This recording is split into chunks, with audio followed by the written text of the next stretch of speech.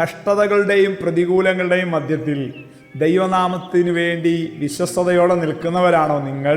നിങ്ങളുടെ മേൽ വെളിപ്പെടാൻ പോകുന്ന ദൈവതേജസ് ഭയങ്കരമാണ്.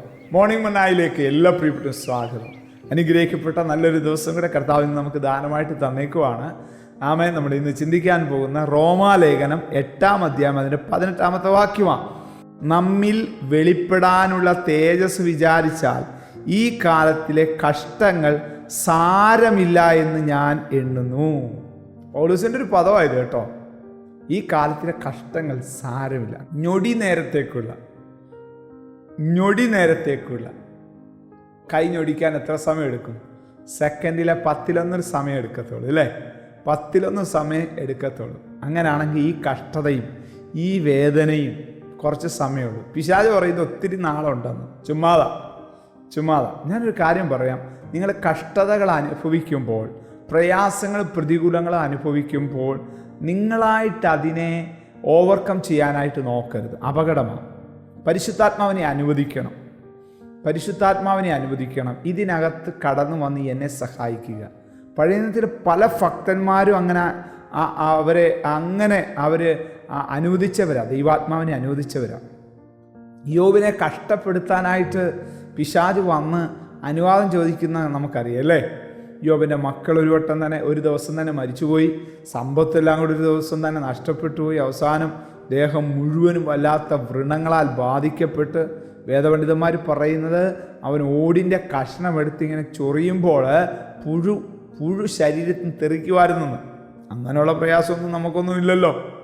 ആമേൻ. അതിൻ്റെ നടുവിൽ യോബ് പറയുന്ന പദം എന്തോന്നറിയോ? ദൈവം തന്നു, ദൈവം എടുത്ത്, ദൈവനാമം മഹത്വപ്പെടട്ടെ. അവൻ എന്നെ കൊന്നാലും ഞാൻ അവനെ തന്നെ കാത്തിരിക്കും. ഈ വാക്കുകളൊക്കെ കേട്ട് പിശാച് ലജ്ജിച്ച് തല താഴ്ത്തുമായിരുന്നു. ദൈവവേദനയിലെ ചില പ്രയാസങ്ങളും ചില കഷ്ടതകളും ഒക്കെ നിൻ്റെ ലൈഫിൽ കൊണ്ടുവന്നിട്ട് നിന്നെ പുറകോട്ട് വലിക്കാമെന്ന് അവൻ്റെ പരിപാടി. ആ പൈശാചിക മണ്ഡലം നോക്കി വിളിച്ചു പറ, ഞാൻ മരിക്കുന്നവരെ എൻ്റെ കർത്താവിന് വേണ്ടി ജീവിക്കും, മരിച്ചു കഴിഞ്ഞ് കർത്താവിനോടൊപ്പം ജീവിക്കും. നമുക്ക് മാത്രമേ ആ പ്രത്യാശയുള്ളൂ കേട്ടോ. ആ പ്രത്യാശ കൊണ്ട് ഉള്ളം നിറയ്ക്കണം. അല്ലാതെ അത് കിട്ടിയില്ല, ഇത് കിട്ടിയില്ല, ഇനി എനിക്ക് ഈ കർത്താവിന് വേണ്ട, അവരെന്നോട് ഇങ്ങനെ പറഞ്ഞു, ഇവരെന്നോട് പറഞ്ഞു, കർത്താവ് എനിക്ക് വേണ്ടൊന്നും ചെയ്തില്ലല്ലോ എന്ന് പറഞ്ഞ് പരാതി പരിഭവം പറഞ്ഞ് സമയം കളയല്ലേ.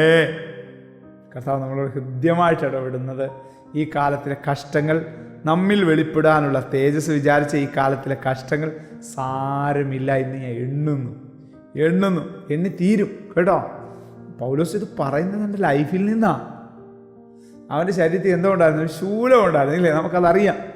ഈ ശൂലം മാറാൻ പുള്ളിക്കാരൻ 3 വട്ടം ദൈവത്തോട് അപേക്ഷിച്ചു. 3-ാമത്തെ വട്ടം അപേക്ഷിച്ച് കഴിഞ്ഞിട്ട് ശൂലം അങ്ങോട്ട് മാറിയില്ല. എന്നാൽ ശരി, ഞാനിനി സൂക്ഷിക്കുന്നൊന്നുമില്ല, ഇത്രയൊക്കെ കർത്താവിന് വേണ്ടി ചെയ്തിട്ടും കർത്താവ് എനിക്ക് വേണ്ടി ശൂലം മാറ്റിയില്ലല്ലോ എന്നൊന്നും പൗലോസ് പറഞ്ഞില്ല. തിരിച്ച് അവനോടൊരു ദൈവശബ്ദം പറയുക, എൻ്റെ കൃപ നിനക്ക് മതി, എൻ്റെ ശക്തി ബലഹീനതയിൽ തികഞ്ഞു വരുന്നു. അയ്യോ, എന്തോ വചനം അത്! നമ്മളൊക്കെ പറയുന്ന വാക്യമാണ് അല്ലേ? പറച്ചിലേ ഉള്ളൂ നമ്മുടെയൊക്കെ പലരുടെ. എൻ്റെ കൃപ നിനക്ക് മതിയെന്ന്. പക്ഷെ അവിടെ പൗലോസ് തൻ്റെ ലൈഫിനകത്ത് അത് അനുഭവിക്കുമായിരുന്നു. പിന്നെ അവൻ ഒരിടത്തും കഷ്ടതയും വേദനയൊക്കെ മാറാൻ പ്രാർത്ഥിച്ചതായിട്ട് നമുക്ക് കാണുന്നില്ല. ആ പ്രയാസം ഉള്ളപ്പോൾ തന്നെ ദീർഘദൂരങ്ങൾ അവൻ യാത്ര ചെയ്തു.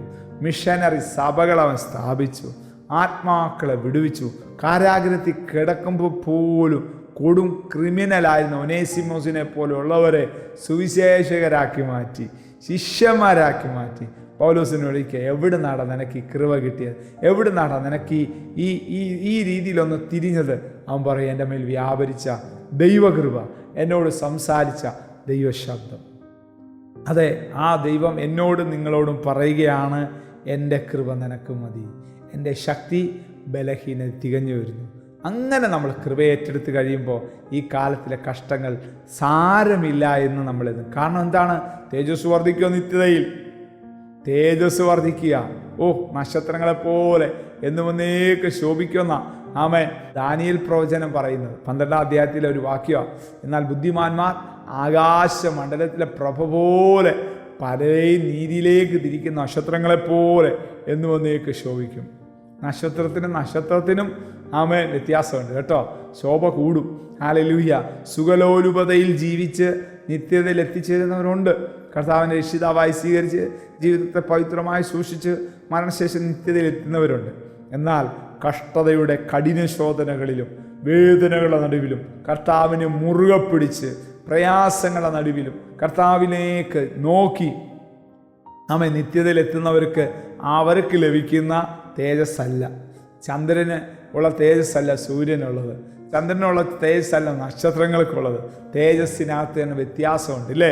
പ്രകാശത്തിനകത്ത് വ്യത്യാസമുണ്ടെങ്കിൽ നിത്യതയിലും പൗലോസ് പറഞ്ഞു ഓരോരുത്തരും താന്താൻ്റെ നിരയിലത്രയും നിര, അവിടെ ഒരു നിരയുണ്ട്. ഹല്ലേലൂയ. അതുകൊണ്ട് ഈ ഭൂമിയിലായിരിക്കുമ്പോൾ പിറുപിറുക്കാതെ പരാതിയൊന്നും പറയാതെ കർത്താവിനെ മുറുകെ പിടിച്ച് നമുക്കങ്ങ് ജീവിക്കാം. നിത്യതയിൽ കർത്താവിൻ്റെ തേജസ് അനുഭവിച്ച് കർത്താവിൻ്റെ വരവിന് വേണ്ടി ഒരുങ്ങാനായിട്ട് കർത്താവ് നമ്മൾ എല്ലാവരെയും ഒരുക്കട്ടെ. കണ്ണടയ്ക്കാൻ പ്രാർത്ഥിക്കാം. സ്വർഗീയ പിതാവേ, ഇന്ന് ഞങ്ങളോട് സംസാരിച്ച ഈ വചന ശബ്ദം അങ്ങാണ് ഞങ്ങളോട് ഇടപെട്ടത്. ഞങ്ങളുടെ ആത്മാവാണ് ഞങ്ങളോട് സംസാരിച്ചത്. സമ്പൂർണ്ണമായിട്ട് ഞങ്ങളെ സമർപ്പിക്കുന്നു. ഈ വചനം കേട്ട എല്ലാവരുടെ മേലും ഒരു തേജസ് വ്യാപരിക്കട്ടെ കർത്താവ്. കഷ്ടതയാണ്, പ്രയാസമാണെന്ന് പറഞ്ഞ് ദൈവത്തിന് അകലുന്ന ഒന്നുവരുടെ ആരുടെയും ജീവിതത്തിൽ ഉണ്ടാവല്ലേ കർത്താവ്. ഭയങ്കര ദൈവം പ്രവർത്തിക്കുക. എൻ്റെ കുഞ്ഞുങ്ങളെ ഒരുക്കിയാൽ മഹത്വം അങ്ങേക്ക് യേശുവിൻ നാമത്തിൽ തന്നെ. ആമേൻ. God bless you. ദൈവം നമ്മെ അനുഗ്രഹിക്കട്ടെ. Praise the Lord. മോർണിംഗ് മന്ന സന്ദേശം ശ്രവിച്ചുകൊണ്ടിരുന്ന എല്ലാ ദൈവമക്കൾക്കും സ്നേഹവന്ദനം. പാസ്റ്റർ ബിനു വട്ടപ്പാറ. ഈ ദൈവവചന സന്ദേശങ്ങൾ തുടർമാനമായി ലഭിക്കുന്നതിനായി 9745600023 എന്ന വാട്സാപ്പ് നമ്പറിൽ ബന്ധപ്പെടാവുന്നതാണ്. നമ്പർ ഒരു പ്രാവശ്യം കൂടി ആവർത്തിക്കുന്നു: 97 45 60 00 23. ദൈവം നമ്മേവരെയും അനുഗ്രഹിക്കട്ടെ. God bless U.